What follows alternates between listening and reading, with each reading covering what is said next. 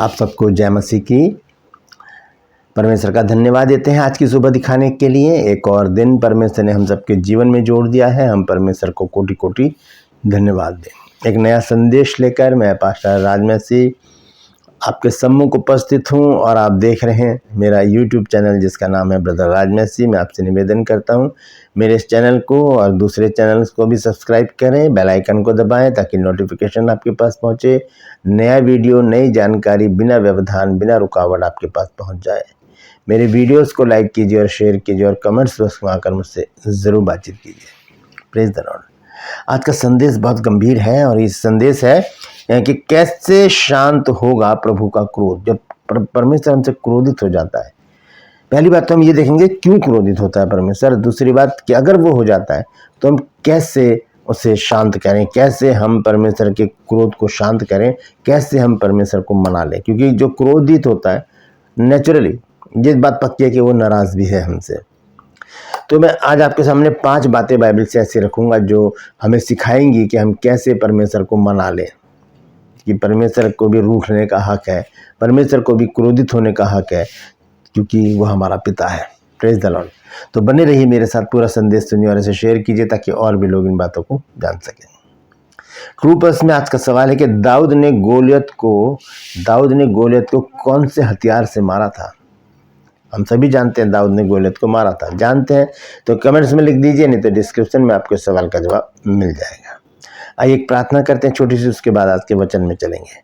प्रभु जी, मैं धन्यवाद देता हूं आज की सुबह दिखाने के लिए और विनती करता हूं प्रभु आज के वचन को भी शेयर करने में मेरी मदद सहायता कर। मेरे होठों को, मेरे दिल दिमाग को छूकर ब्लेस कर। मेरी आत्मा, मेरा शरीर तेरे ही कब्जे में रहे ताकि बोलने वाला मनुष्य नहीं में कि तेरा आत्मा हो। जो भी गुड़ भेद की बातें आज के वचन में छिपी हैं प्रभु, वो हम पे प्रकट करना ताकि हम अपने जीवनों को उसी के अनुसार गुजारने वाले बन सकें और तेरी महिमा करें। जितने भी लोग इस वचन को देख रहे हैं, सुन रहे हैं, उन सब पर मैं तेरी आशीष बोलता हूँ प्रभु। हर एक को आशीषित कर, हर एक की रोग, बीमारी, चिंता, परेशानी, दुख, तकलीफें, लड़ाई झगड़े, मनमुटाव, बांझपन, कर्जा, नशा, बेरोजगारी, कमी, घटिया, बुरी बीमारी, तलाक की समस्या हर एक घर से दूर कर दे प्रभु। छुटकारा दे, आज़ादी दे, चंगाई दे। धन्यवाद देता हूँ प्रभु, तूने मेरी प्रार्थना को सुन लिया है। यीशु नासरी के नाम से मांगते हैं, आमीन। Praise the Lord. तो आइए आज के संदेश को हम शुरू करेंगे। संदेश है कि कैसे शांत होगा प्रभु का क्रोध। जब प्रभु हमसे क्रोधित हो जाए तो कैसे शांत होगा। मनुष्य हमसे क्रोधित होता है तो हम तो बहुत चिरोरी करते हैं, बहुत मिन्नतें करके मना लेते हैं उसको, लेकिन खुदा अगर परमेश्वर नाराज हो जाए तो हम कैसे मनाएं उसको। ये बहुत बड़ी एक बात है कि हम कैसे क्या करें ऐसा कि परमेश्वर हमसे अगर नाराज हो गया तो हम कैसे मनाएं। देखिए, सबसे पहले मैं आपको बताऊंगा कि परमेश्वर नाराज क्यों हो जाता है। ठीक है, आइए देखेंगे एक वचन रोमियो है, रोमियो की पत्री 1 अध्याय 24 और 25 पद। रोमन चैप्टर 1 वर्स 24-25 यहाँ पर बताया गया कि परमेश्वर क्यों नाराज हो जाता है। लिखा है कि इस कारण परमेश्वर ने उन्हें उनकी मन की अभिलाषाओं के अनुसार अशुद्धता के लिए छोड़ दिया। देखिए, जब परमेश्वर नाराज हो जाता है तो वो छोड़ देता है हमें, फिर वो हमारी सुधि नहीं लेता, वो हमारी तरफ से नज़रें फेर लेता है और हमारे जीवन में कोई दखलंदाजी नहीं करता है, क्योंकि हमने मानी नहीं परमेश्वर की, हमें अपनी इच्छाओं पर चलते हैं। तो परमेश्वर कुछ मौके देता है हमको, उसके बाद फिर छोड़ देता है। यहाँ पर लिखा है कि उसने छोड़ दिया। दोबारा पढ़ देता हूँ। इस कारण परमेश्वर ने उन्हें उनकी मन की अभिलाषाओं के अनुसार अशुद्धता के लिए छोड़ दिया। जब हम अशुद्ध अभिलाषाओं में लिप्त हो जाते हैं तो उसमें ही परमेश्वर हमें छोड़ देता है। आगे लिखा है कि वे आपस में अपने शरीरों का अनादर करें, क्योंकि, अब देखिए ध्यान से सुनिए 25 पद, क्यों परमेश्वर ने ऐसा किया। क्योंकि उन्होंने परमेश्वर की सच्चाई को बदलकर झूठ बना डाला। परमेश्वर की सच्चाई को बदलकर झूठ बना डाला और सृष्टि की उपासना और सेवा की, ना कि सृजनहार की जो सदा धन्य है। संसारिक बातों में हम लिप्त हो गए, उसकी उपासना करने लगे, उनको ज़्यादा अहमियत देने लगे, शरीर के कामों को ज़्यादा अहमियत देने लगे, शारीरिक बातों को, शैतान की बातों को, संसारिक बातों पर हम ज़्यादा तवज्जो देने लगे और उसमें हम जब लिप्त हो गए, उसमें हम खो गए, तब परमेश्वर ने हमें वहीं का वहीं छोड़ दिया। लेकिन बात कहाँ पर ख़राब होती आकर, जब हमें पता चलता है कि अब हम छोड़ दिए गए हैं, अब हमारे साथ जो हो रहा है वो बहुत गलत हो रहा है, क्योंकि बहुत सारी बातें, नेगेटिव बातें हमारे जीवन में होना शुरू हो जाती हैं, क्योंकि परमेश्वर हमारे साथ है नहीं, परमेश्वर ने हमको छोड़ दिया है। तो जब परमेश्वर हमको छोड़ देगा तो हमें क्या मिलेगा। हमें कुछ भी नहीं मिलेगा। एक वचन मैं और आपके साथ शेयर करना चाहता हूँ, वो है इतिहास में। पहला इतिहास है 28 अध्याय और उसका 9 पद। देखिए बहुत बड़ा ये पद है, इसमें मैं आपको बताना चाहता हूँ परमेश्वर और सुलेमान की बातचीत है। यहाँ पर परमेश्वर सुलेमान को कुछ बात समझा रहे हैं और क्या कहते हैं, हे मेरे पुत्र सुलेमान, तू अपने पिता के परमेश्वर का ज्ञान रख। पिता कौन? दाऊद। उसका कौन है? परमेश्वर, परमेश्वर खुद। तो लिखा, हे मेरे पुत्र सुलेमान, तू अपने पिता के परमेश्वर का ज्ञान रख और खरे मन और प्रसन्न जीव से उसकी सेवा करता रहे। यानी लिखा कि सेवा कर, लिखा सेवा करता रहे, निरंतरता उसमें चाहिएगी।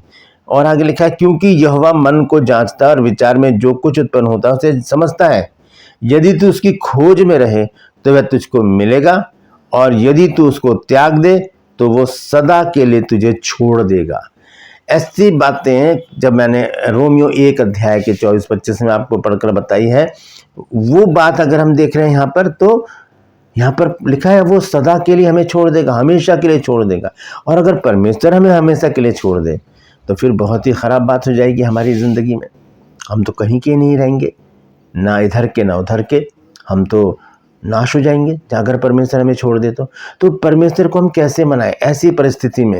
यहाँ पर तो साफ परमेश्वर का वचन कहता है कि अगर तू उसे छोड़ देगा परमेश्वर को और संसारिक बातों में लग जाएगा, संसारिक शैतानी बातों में लग जाएगा, अपनी इच्छा अभिलाषाओं को पूरा करने में लग जाएगा, तो परमेश्वर तुझे छोड़ देगा हमेशा के लिए।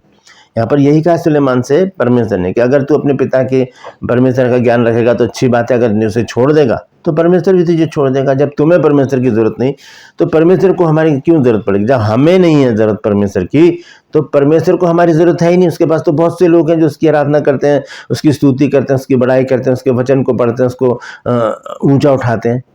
बहुत लोग हैं परमेश्वर के पास, हम नहीं है तो कोई बात नहीं, इसलिए परमेश्वर हमें छोड़ देता है। अब हमें जरूरत है अगर परमेश्वर की, तो हम परमेश्वर को कैसे मनाएं?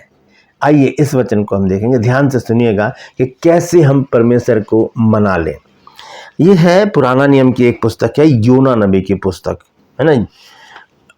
हम देखेंगे यहाँ पर योना नबी की पुस्तक को 3 अध्याय को जब हम देखेंगे, निनवे शहर है एक जो बहुत ही बुराई में लिप्त है, 1,20,000 के करीब वहाँ पर लोग हैं। और परमेश्वर ने क्या किया, योना नबी को उस जगह भेजा कि वो जाकर क्या करे, वहाँ पर लोगों को प्रचार करे और ताकि वो अपना मन फिराकर वहाँ से अपने जीवन को बचा लें। लेकिन इसको योना को पता था कि ये लोग तो मानने वाले नहीं है, कितना भी इनको सिखा लिया जाए ये मानने वाले नहीं है। इसलिए उसने क्या किया, तरसीस जाने वाले जहाज में चला गया, वहाँ पर बैठ गया, नीचे जाकर सो गया। और वहाँ पर क्या हुआ, परमेश्वर ने देखा कि ये तो भाग गया है, काम नहीं कर रहा है मेरा। तब जिस जहाज में था वो, जिस समुद्र में था, वहाँ पर परमेश्वर ने प्रचंड आंधी चलाई और वो डगमगाने लगी नाव। तो वहाँ के जो मल्लाह लोग थे उन्होंने पकड़ लिया उसको, कहा भाई तू ये क्या कर रहा है, नीचे बैठ के सो रहा है, तू कौन है? उसने कहा मैं तो यहोवा का कहलाता हूँ। समझ गया था योना कि मेरे कारण सब हो रहा है। तब योना ने कहा कि मुझे तुम पानी में डाल दो और तुम लोग बच जाओ। और उन्होंने क्या किया, चिट्ठी डाली और वो जो किसके नाम पे निकली थी, योना के नाम पर। तो योना को क्या किया गया, पानी में फेंक दिया गया, समुद्र में फेंक दिया। और परमेश्वर ने एक बड़ी मछली ठहराई थी, मछली ने उसे निगल दिया और मछली के पेट में उसने प्रार्थना की। वो समझ गया था कि अब मुझे मेरा बचना बड़ा मुश्किल है। जब वो उगल दिया गया समुद्र के किनारे, तब उसने अपनी काम को शुरू किया। 3 अध्याय में हम पढ़ते हैं, वो ढिंडोरा पीटता गया, प्रचार करता गया, काय का उपवास का प्रचार करना उसने शुरू किया कि 40 दिन के बाद निनवे उलट दिया जाएगा, इसलिए मन फिराओ और परमेश्वर के पास आ जाओ। क्योंकि परमेश्वर ने सोच लिया था कि इस देश को नाश करने के लिए, इस शहर को नाश करने के लिए। लेकिन मौका दिया था परमेश्वर ने, एक व्यक्ति को भेजा कि भाई जाके देख लो, क्या पता बदल जाए, तो फिर मैं भी अपनी इच्छा बदल दूंगा। एक मौका दिया था परमेश्वर ने, इनको छोड़ा नहीं है, अभी एक मौका दिया। परमेश्वर हर एक को मौका देता है और हम जब मौका पा जाते हैं, यहाँ पर जब सुलेमान से परमेश्वर बात कर रहे थे, उसे मौका दे रहा है कि तुम मत छोड़ियो मत परमेश्वर को, छोड़ दिया तो मैं भी छोड़ दूंगा। इसी तरह से अगर हम परमेश्वर को छोड़ देंगे तो परमेश्वर भी हमें छोड़ देगा। ये पक्की बात है, बाइबल हमें बता रही है, मैंने नहीं लिखा, आपकी बाइबल में आपने नहीं लिखा, ये परमेश्वर का वचन है जो सत्य वचन है। क्योंकि यहाँ पर जिद है सच को फैलाने की, तो मैं आपको सच बता रहा हूँ कि अगर परमेश्वर नाराज हो गया तो फिर हमारा कोई भी उपाय काम नहीं आएगा। आज हम परमेश्वर को मना ले। 5 बातें मैं आपको बताने जा रहा हूँ कि जो योना नबी ने जब प्रचार किया तो निनवे के लोगों ने ये 5 काम किए और वो लोग बच गए। कैसे, आइए देखेंगे। योना नबी की पुस्तक 3 अध्याय 7, 8 और 9 पद में यहाँ पर 5 बातें हैं। मैं पहले पढ़ देता हूँ, फिर 5 बातों को आपको विस्तार से बताऊंगा। यहाँ लिखा है, और राजा ने प्रधानों से सम्मति लेकर नीनवे में इस आज्ञा का ढिंढोरा पिटवाया कि क्या मनुष्य, क्या गाय बैल, क्या भेड़ बकरी या और पशु कोई कुछ भी ना खाए और ना पानी पिए, और मनुष्य और पशु दोनों टाट ओढ़े और परमेश्वर की दुहाई चिल्ला चिल्ला कर दें और अपने कुमार्ग से फिरें और उस उपद्रव से जो वे करते हैं पश्चाताप करें। संभव है परमेश्वर दया करे और अपनी इच्छा बदल दे और उसका भड़का हुआ कोप शांत हो जाए और हम नाश होने से बच जाएं। जब परमेश्वर ने उनके कामों को देखा कि वे कुमार्ग से फिर रहे हैं, तब परमेश्वर ने अपनी इच्छा बदल दी और उनकी जो हानि करने की ठानी थी उसको नहीं किया। यहाँ पर परमेश्वर को बदल दिया इन 5 कामों ने जो नीनवे के लोगों ने किए। नीनवे के लोगों ने किए, तो नीनवे के लोगों के विषय में प्रभु यीशु मसीह ने भी गवाही दी है कि अंत समय में नीनवे के लोग हमसे ज़्यादा प्रभावशाली होंगे, वो खड़े होकर गवाही देंगे। तो यहाँ पर हम देखते हैं 5 बातें जो हमें एक शिक्षा देती हैं। अगर हम जान गए हैं कि परमेश्वर हमसे रूठा हुआ है, परमेश्वर हमसे नाराज है, जैसे वो इजरायलियों से रूठा हुआ था। कैसे, आइए देख लेते हैं उसको, फिर मैं 5 बातें आपको बताऊंगा। भजन संहिता देखेंगे हम। भजन संहिता की पुस्तक में लिखा है वो कि परमेश्वर उस समय के लोगों से रूठा रहा, जो इजरायली जो वहाँ से परमेश्वर ने मिस्र से निकाले थे। हम देखेंगे भजन संहिता 95 अध्याय और 8, 9 और 10 आयत पढ़ूंगा मैं। सांग चैप्टर 95 वर्स 8, 9 एंड 10 लिखा है, अपना अपना हृदय ऐसा कठोर मत करो जैसा मरीबा में वह मस्सा के दिन जंगल में हुआ था, जब तुम्हारे पुरखाओं ने मुझे परखा और उन्होंने मुझको जांचा और मेरे काम को भी देखा। 40 वर्ष तक मैं उस पीढ़ी के लोगों से रूठा रहा। 40 वर्ष तक परमेश्वर इन लोगों से नाराज रहा, इन्हें पता ही नहीं चला, ये अपनी इच्छा में लगे रहे, अपनी अभिलाषाओं को पूरा करते रहे और धीरे धीरे सब नाश हो गए वहाँ पे। तो लिखा है कि 40 वर्ष तक मैं उस पीढ़ी के लोगों से रूठा रहा और मैंने कहा ये तो भरमाने वाले मन के हैं और इन्होंने मेरे मार्गों को नहीं पहचाना। ये है परमेश्वर का वो वचन जो हमें बताता है कि परमेश्वर हमसे नाराज भी हो जाता है। तो नाराजगी दूर करने के लिए हमें करना क्या है? योना नबी की पुस्तक में जो नीनवे के लोगों ने किया है वो काम जब हम करेंगे तब क्या होगा? परमेश्वर अपनी इच्छा को बदल देगा। आइए देखते हैं 7 आयत को मैं पढ़ूंगा, 7, 8, 9 को, और ध्यान से सुनिए। 10, 7, 8, 9, 10 को तो ध्यान से सुनिए यहाँ पर क्या लिखा है। इसने योना नबी की पुस्तक पढ़ रहा हूँ मैं। राजा ने प्रधानों से सम्मति लेकर निनवे में इस आज्ञा का ढिंढोरा पिटवाया। अब देखिए क्या बातें कही हैं यहाँ पर। लिखा है कि क्या मनुष्य, क्या गाय बैल, क्या भेड़ बकरी और पशु कोई कुछ ना खाए, वे ना खाए और ना पिए। सबसे पहला काम क्या है? उपवास। अगर हम परमेश्वर को मनाना चाहते हैं तो हम उपवास रखें, हम उपवास रखें, पहली बात। दूसरी बात क्या है कि वे परमेश्वर की दुहाई चिल्ला चिल्ला कर दें, मतलब रो रो के प्रार्थना करें, परमेश्वर से दुहाई दें परमेश्वर की और कहें परमेश्वर मुझे क्षमा कर दे प्रभु। उपवास के साथ रो रो कर, जैसे कि योएल नबी की पुस्तक में लिखा है, उपवास के साथ रोते पीटते अपने वस्त्र नहीं अपने हृदय को फाड़ कर मेरे पास आओ। तो यहाँ पर लिखा है कि वो दुहाई दें। दूसरी बात। तीसरी बात है अपने कुमार्ग से फिरें, यानी कि मन फिरा लें, छोड़ दें वो काम जिसके कारण पता चला है कि परमेश्वर नाराज है, उन्हें उसी समय छोड़ दें। चौथी बात है और उस उपद्रव से जो करते हैं पश्चाताप करें। चौथी बात क्या है? पश्चाताप करना। तो ये हम देखेंगे। सॉरी, एक बात मैं भूल गया हूँ, दोबारा से मैं पढ़ूंगा इसको। यहाँ पर लिखा है कि क्या मनुष्य, क्या गाय बैल, क्या भेड़ बकरी, क्या पशु कोई कुछ ना खाए, ना पिए और ना पानी पिए। ये है उपवास, पहली बात।